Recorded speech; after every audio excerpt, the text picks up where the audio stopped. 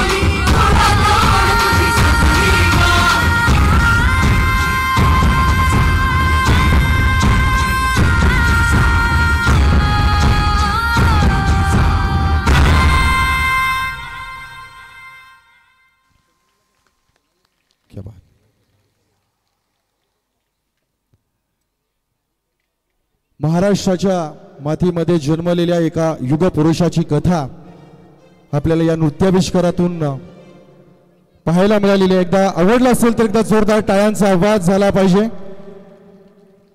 चिर्लेकर सगळे काय टाळ्या घरी ठेवून आलेत का? नाही ना? का दमला डोंगर चढून?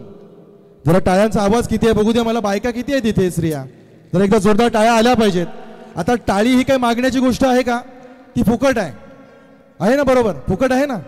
मग ठेवता कशाला? देऊन टाका. तुमच्यामुळे जर कलाकारांना जर प्रोत्साहन मिळणार असेल आणि मला वाटते की आर्यन ग्रुप चिर्ले यांच्या वतीने मोठे मोठे कार्यक्रम तुमच्या गावामध्ये संपन्न होत आहेत की नाही? आणि बऱ्याच वेळा तुम्हाला ती मेजबानी देत आहेत तर त्यांचं देखील कौतुक आपण एकदा जोरदार टाळ्यांनी करूया. आणि थेट या मंचकावर या कार्यक्रमाच्या रूपरेषेमध्ये काहीसा बदल या ठिकाणी करत असताना जिच्या मुखातून बरीच गीतं आपण ऐकली आणि श्रवण केली, जिच्या गीतातून आपण बऱ्याच हळदी गाजविल्या, आई माऊलीचा उदो उदो केला, अशी महाराष्ट्राची लाडकी गायिका सोनाली भोईर हिचं या ठिकाणी एकदा गुमान होते. एकदा जोरदार टाळ्या झाल्या पाहिजेत. आपल्या श्रीपुरी करारी गीतांची गायिका सोनाली भोईर. एकदा जोरदार टाळ्या झाल्या पाहिजेत.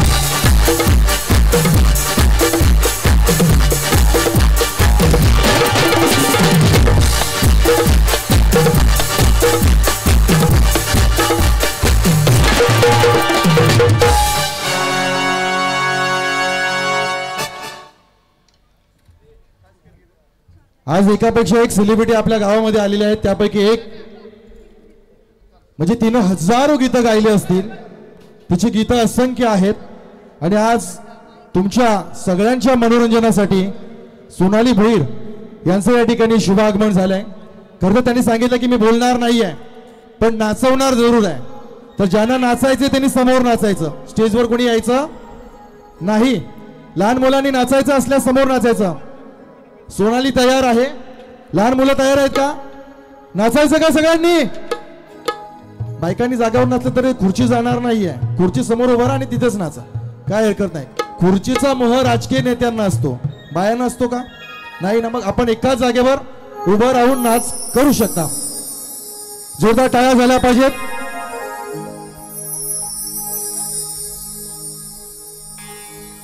हालू चेक, हालू चेक, हालू माइक चेक, हालू चेक, हालू चेक.